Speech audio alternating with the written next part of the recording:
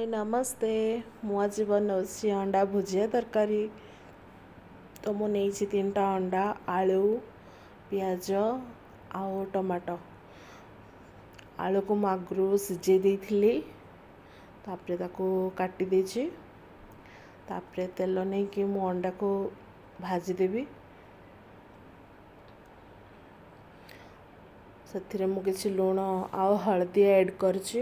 ଆଉ କିଛି ବି ମୁଁ ମିଶେଇନି ଏକ୍ସଟ୍ରା ଜିନିଷ, ଖାଲି ଲୁଣ ଆଉ ହଳଦୀ। ଆଉ ଅଣ୍ଡାଟାକୁ ପୁରା ଭଲସେ ଭାଜିବା ପାଇଁ ପଡ଼ିବ, ଯେମିତି ପୁରା ଭଲସେ ଭାଜି ହେଇଯିବ, ନହେଲେ ତରକାରୀଟା ଆଇଁଷିଆ ଟାଇପ୍ର ଲାଗିବ। ତେଣୁ ତାକୁ ପୁରା ଭଲସେ ଭାଜିବାର ଅଛି। ଏ ଆଇଟମ୍ଟା ମୁଁ ଯେତେବେଳେ ହାଇସ୍କୁଲରେ ପଢ଼ୁଥିଲି, ସେଠି ଆମ ଯେଉଁ କୁକ୍ ଥିଲେ ଆଣ୍ଟି, ତାଙ୍କୁ ଆମେ ବଡ଼ ଆଣ୍ଟି ଡାକୁଥିଲୁ। ତ ସିଏ ଆଇଟମ୍ଟା ବନାଉଥିଲେ, ଏତେ ଟେଷ୍ଟି ବନାନ୍ତି। ଆମେ ଜଗିଥାଉ କେବେ ବୁଧବାର ହେବ ଆଉ ଆମେ ଖାଇବୁ। ତ ବହୁତ ବଢ଼ିଆ ହିଁ ବନାନ୍ତି। ତ ତାଙ୍କଠୁ ଦେଖା ଶିଖା କେବେ କେମିତି ଏମିତି ବନେଇଛି, ତ ସମସ୍ତଙ୍କୁ ପସନ୍ଦ ବି ଆସେ। ତ ମୋତେ ତ ବେଶୀ ପସନ୍ଦ। ତ ଚलो ମୋ ଭଜା ହେଇଗଲା। ମୁଁ ଗୋଟେ ବାଉଲରେ କାଢ଼ିଦେଲି ଭଜାକୁ। ତାପରେ ତେଲ ଟିକେ ଦେଇକି ପିଆଜ ଦେଇକି ଭଲସେ ତାକୁ ଭାଜିଦେବା। ପିଆଜଟା ଯେମିତି ପୁରା ଗୋଲ୍ଡେନ୍ ବ୍ରାଉନ୍ ହେଇଯିବ, ପୁରା ଭଲସେ ଭାଜି ହେଇଯିବ। ପିଆଜ ପୁରା ଆମର ଭଲସେ ଭାଜି ହେଇଗଲା। ଏବେ ମୁଁ ଗୋଟେ ପେଷ୍ଟ ବନେଇଛି, ଅଦା ରସୁଣ ଆଉ କଞ୍ଚା ଲଙ୍କା ମୁଁ ଗୋଟେ ଛୋଟ ବାଇଟ୍ ପକାଇଛି, କାହିଁକିନା ଆମର ବେଶୀ ରାଗ ଖାଉନି। ତ ଅଳ୍ପ ଛୋଟ ଗୋଟେ ପକାଇଛି। ତାପରେ ତାକୁ ଭଲସେ ଭାଜିଦେବା। ମୁଁ ଏବେ କିଛି ବି ମିଶାଇବିନି, କ'ଣ ପାଇଁ ନା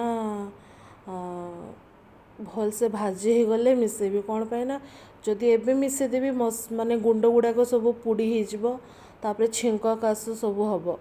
ତ ଭାଜିଗଲା ପରେ ଟିକେ ସବୁ ମିଶାଇଲେ ଭଲ। ତ ମୁଁ ଏଠି ଲୁଣ ଦେଇଦେଲି,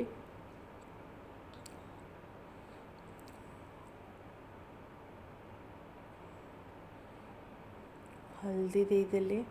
ତାପରେ ଲଙ୍କା ଗୁଣ୍ଡ ବି ମୁଁ ବହୁତ କମ୍ ଦେବି, କାହିଁକିନା ମୁଁ ତ କହିଲି ରାଗ ବହୁତ କମ୍ ଖାଉ। ଆପଣମାନେ ଯଦି ଟିକେ ରାଗ ପସନ୍ଦ କରନ୍ତି, ଟିକେ ଅଧିକା ଦେଇପାରିବେ, କିଛି ପ୍ରୋବ୍ଲେମ୍ ନାହିଁ।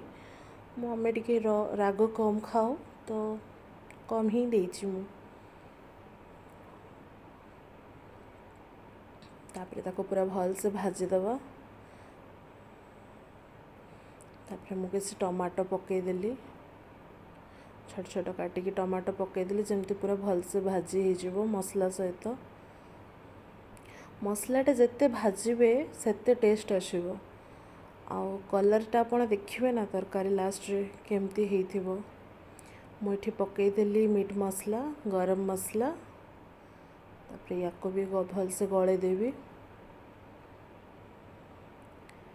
ଆମେ ଟିକେ ପାଣି ଦେଇଦେବା। ମୁଁ ଫାର୍ଷ୍ଟରୁ ପାଣି ଆଡ଼୍ କରିନି, ଏବେ ଯାଇକି ପାଣି ଆଡ଼୍ କଲି। ପୁରା ଭଲସେ ଏବେ ଭାଜିଦେବା।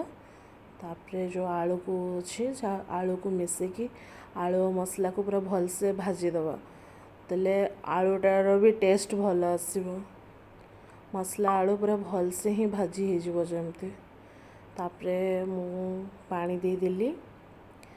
ତାପରେ ପାଣି ଦେଇ ସାରିଲା ପରେ ଟିକେ ଯେମିତି ଫୁଟିବ, ମୁଁ ଅଣ୍ଡାକୁ ଆଡ଼୍ କରିଦେବି ସେଥିରେ।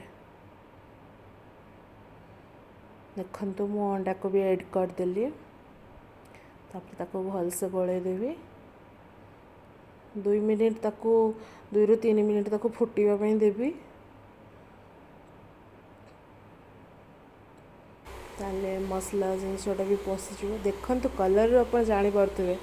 ଚାଲି ଆସନ୍ତୁ ଖାଇବା।